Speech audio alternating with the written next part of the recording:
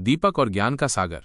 एक छोटे से गांव में, जहां हरे भरे खेत और शांत नदियां थीं, एक पुराना सा स्कूल था। इस स्कूल में एक शिक्षक थे जिनका नाम आचार्य आनंद था। आचार्य आनंद एक साधारण व्यक्ति थे, लेकिन उनका ज्ञान का भंडार बहुत गहरा था, जैसे कोई विशाल सागर हो। उनकी आयु लगभग 50 वर्ष थी और उनके चेहरे पर हमेशा एक शांत और प्यारी मुस्कान रहती थी। बच्चे उन्हें बहुत सम्मान देते थे और प्यार से आनंद सर कहकर बुलाते थे। आचार्य आनंद का पढ़ाने का तरीका सबसे अलग था। वे कभी भी सिर्फ किताबों पर निर्भर नहीं रहते थे।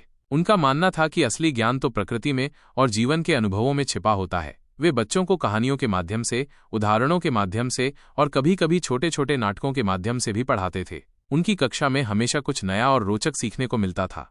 इस स्कूल में कई छात्र पढ़ते थे, लेकिन उनमें से एक छात्र थोड़ा अलग था। उसका नाम दीपक था। दीपक पढ़ने में तो अच्छा था, लेकिन वो बहुत जल्दी निराश हो जाता था। अगर उसे कोई चीज एक बार में समझ में नहीं आती थी तो वो हार मान लेता था और उसे छोड़ देता था। एक दिन आचार्य आनंद कक्षा में एक नया पाठ पढ़ा रहे थे, परिश्रम का महत्व। उन्होंने एक छोटी सी कहानी सुनाई। एक बार एक छोटा सा चींटा था। वह एक ऊंचे पहाड़ पर चढ़ना चाहता था। उसने कई बार कोशिश की, लेकिन हर बार वो फिसलकर नीचे गिर जाता था। दूसरे चींटों ने उससे कहा कि यह बहुत मुश्किल है और उसे हार मान लेनी चाहिए, लेकिन उस छोटे से चींटे ने हार नहीं मानी। वह बार बार गिरता रहा, लेकिन फिर भी कोशिश करता रहा। अंत में अपनी लगातार मेहनत और लगन से वो पहाड़ की चोटी पर पहुंच गया।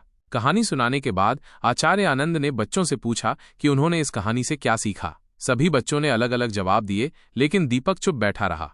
आचार्य आनंद ने दीपक की ओर देखा और पूछा, दीपक, तुमने क्या सीखा? दीपक ने धीरे से कहा, सर, मुझे लगता है कि मैं उस चींटे की तरह नहीं हूं। मैं एक दो बार कोशिश करने के बाद ही हार मान लेता हूं।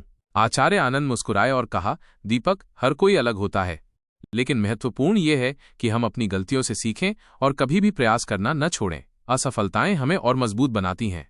उस दिन के बाद दीपक ने आचार्य आनंद की बातों पर ध्यान देना शुरू कर दिया, लेकिन कुछ दिनों बाद गणित की एक समस्या में वो बुरी तरह से फंस गया। उसने बहुत कोशिश की, लेकिन वो सवाल हल नहीं हो रहा था। वो फिर से निराश हो गया और उसने अपनी कॉपी बंद कर दी। आचार्य आनंद ने देखा कि दीपक परेशान है। उन्होंने दीपक को अपने पास बुलाया और पूछा, क्या हुआ दीपक? दीपक ने अपनी परेशानी बताई। आचार्य आनंद ने उस सवाल को ध्यान से देखा और फिर दीपक को समझाया। उन्होंने उसे अलग अलग तरीकों से हल करने की कोशिश करने के लिए कहा और धीरे धीरे उसे सही रास्ते पर ले गए। अंत में दीपक ने वो मुश्किल सवाल हल कर लिया। दीपक बहुत खुश हुआ। उसने आचार्य आनंद को धन्यवाद दिया और कहा, सर, अगर आप नहीं होते तो मैं आज भी इस सवाल में उलझा रहता। आचार्य आनंद ने कहा, दीपक, मैंने तुम्हें सिर्फ रास्ता दिखाया, असली मेहनत तो तुमने की है। याद रखना, ज्ञान का सागर बहुत गहरा है और हमें उसमें डुबकी लगाकर ही मोती निकालने पड़ते हैं। कभी भी हार मत मानो और हमेशा सीखते रहो।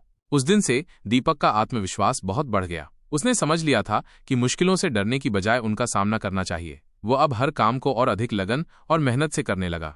समय बीतता गया। दीपक बड़ा हो गया और उसने अपनी पढ़ाई पूरी की। वह एक सफल इंजीनियर बना, लेकिन वह कभी भी अपने प्यारे शिक्षक आचार्य आनंद को नहीं भूला। जब भी उसे कोई मुश्किल आती तो उसे आचार्य आनंद की बातें याद आ जाती।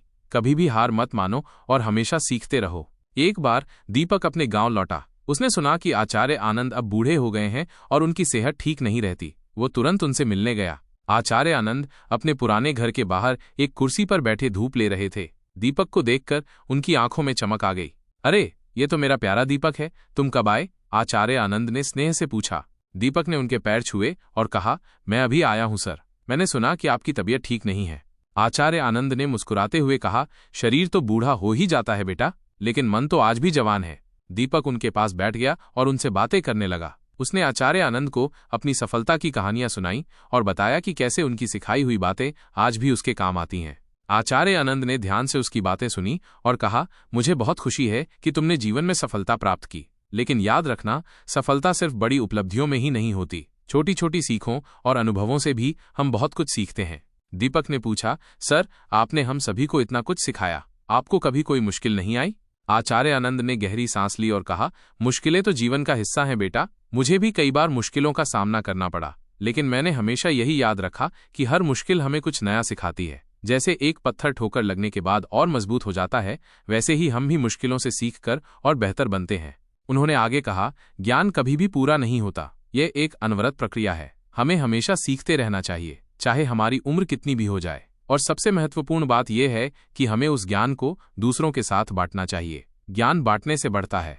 दीपक ने आचार्य आनंद की बातों को ध्यान से सुना। उसे महसूस हुआ कि आचार्य आनंद सच में ज्ञान का एक सागर है। उन्होंने न सिर्फ उसे पढ़ाया बल्कि उसे जीवन जीने का सही तरीका भी सिखाया।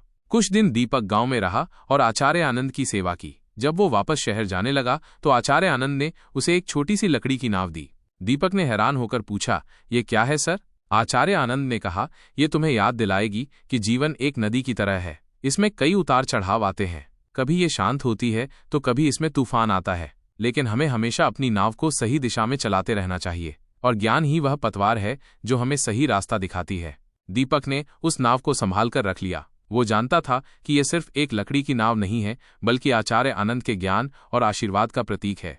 आज भी जब दीपक किसी मुश्किल में फंसता है तो वो उस नाव को देखता है और उसे आचार्य आनंद की बातें याद आ जाती हैं। वो समझ जाता है कि हार नहीं माननी है और हमेशा सीखते रहना है।